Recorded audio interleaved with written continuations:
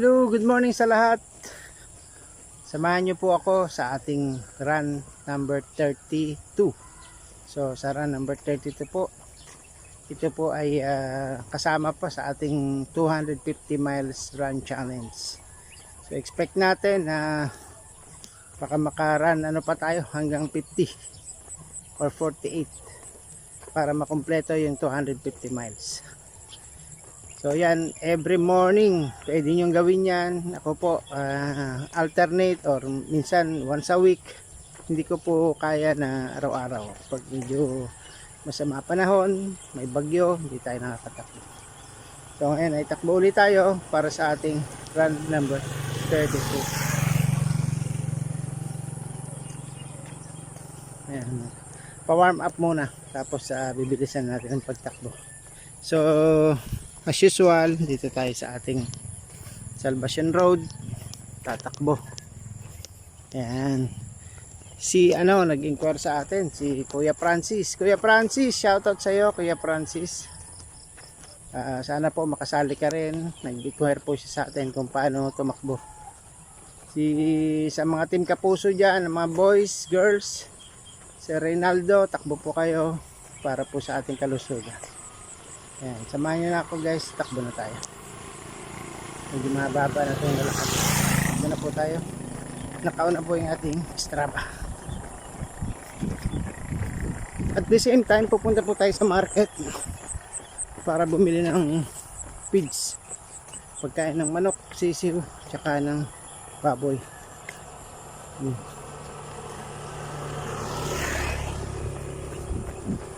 Yan, okay ang condition ng tuhod natin.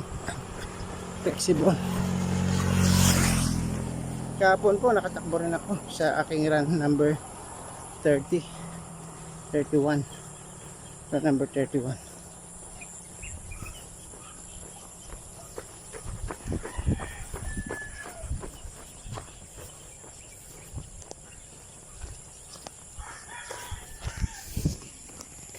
Yan po, ang gusto ko ipakita sa inyo ngayon, yung palayan.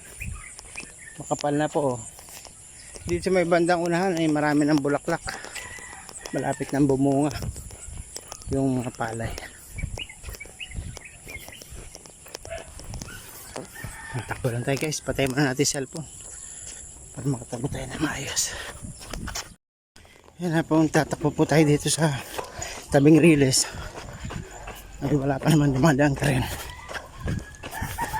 Subukan natin kung pwede tayong tumakbo dito. Labas po nito, ayan na, Highway La Medalla. Ayan, natatawid po tayo dito sa maliit na tulay. Ayan, may dumadaan po dyan mga tubig nang gagaling sa bundok. So nakita nyo, hindi na siya ganun kaganda. Yung Riles po ay kalawangin na.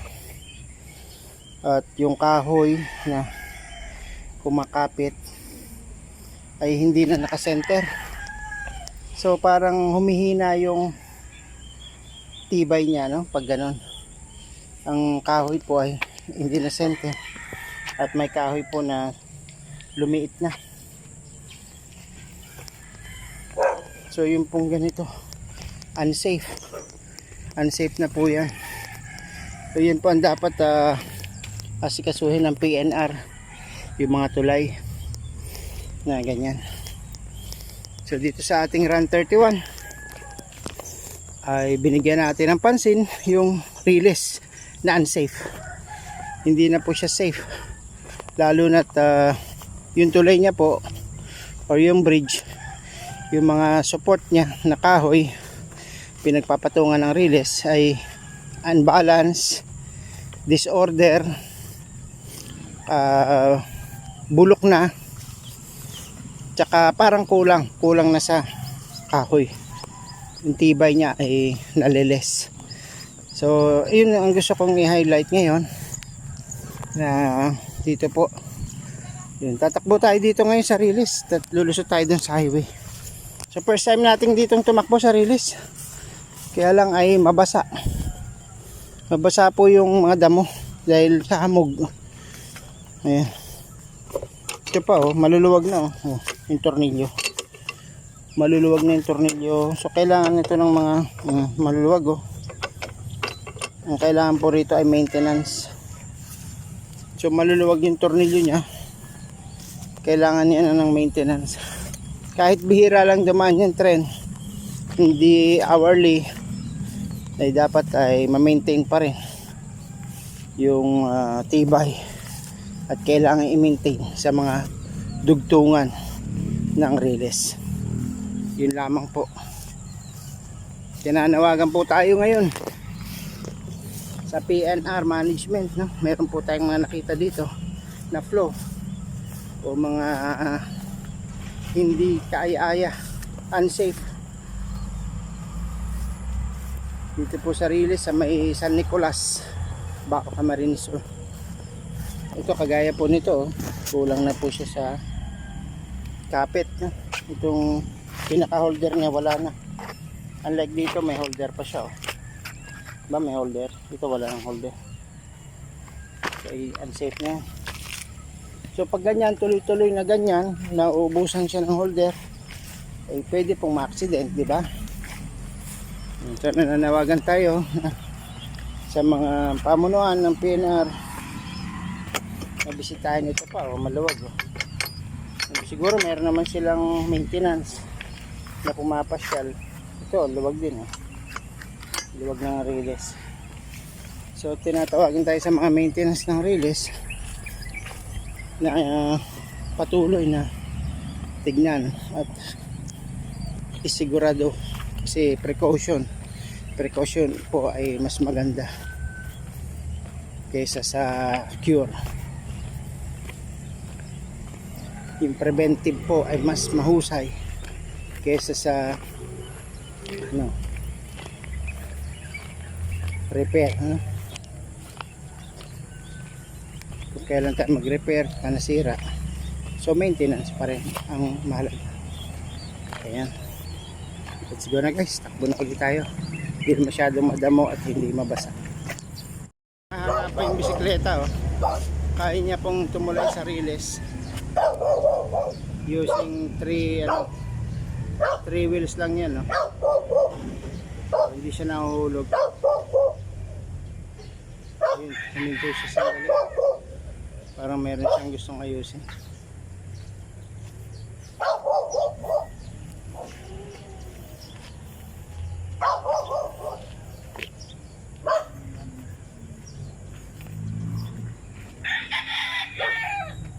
Ayan, huminto siya. Ayan, tuloy-tuloy na ulit siya. Balancing, di ba? Sa hinto muna tayo dito. Gusto kong ipakita sa inyo itong bagong gawa na Viajeros Inn. Yan, sa mga biyahero dyan, gusto magpahinga along Baaw po, ano tawag dito? Diversion road along papuntang Napwa. Yan, Baaw. Sa may diversion ng Baaw, kakanan ka along diversion, makita mo yung gasolinahan na Bicol Petroleum. Nandun po sa likod ng Bicol. So yan po yung mga rates nila oh. Standard room, pinakamura na po yung 899. Tapos mayroong standard room with private motorcycle garage ay may 799. At meron naman po na standard room with open car garage 12 hours, 1,800. Ganda, di ba? So open na po ang Viajeros Inn. Yan, maganda yung business na yan. Mga ganyang business po ay sure na patok, lalo na dito maraming ka-travel papuntang Bicol, papuntang Legazpi, papuntang Sorsogon. Gusto nyo pong pahinga muna, layo, pinabot kayo ng pagod sa pagmamaneho, pwede kayo mag-stop over dito at magpahinga. Okay, so tuloy-tuloy tayo sa pagtakbo dito sa Nabwa, papuntang Nabwa.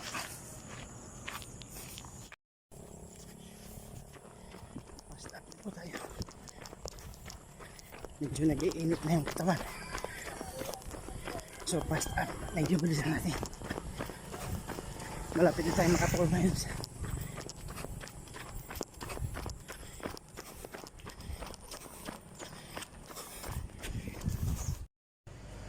Hello, ngayon na tatapos na ulit tayo ng isang run natin, yung ating pong run 32 at nakabuo po tayo ng 5.06 miles sa loob po ng 1 hour and 58 minutes. So, medyo mahaba-habang oras.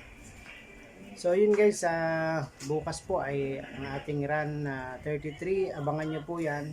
So ngayon pong run 32 ay meron akong ina-highlight na fault, no? Yung kagaya sa PNR release, yung mga release po kagaya niyan ay mga tornilyo may kulang, may maluwag, may mga wala na pong pako.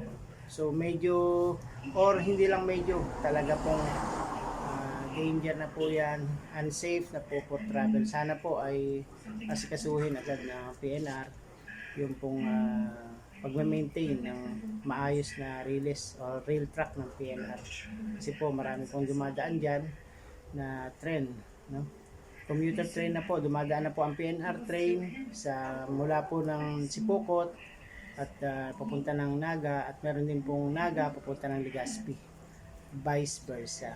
Yan po ang ating hina-highlight sa aking pagtakbo kasi kanina ay nakita ko po yung mga release ay kulang na po sa pako, maluwag na tornilyo, kulang sa tornilyo, at yung pong tulay na bridge na kahoy ang suporta, kulang na rin sa kahoy at may mga luma na rin kahoy. So kailangan po yan bigyan ng proper maintenance. Yan. Salamat sa inyo, Pena.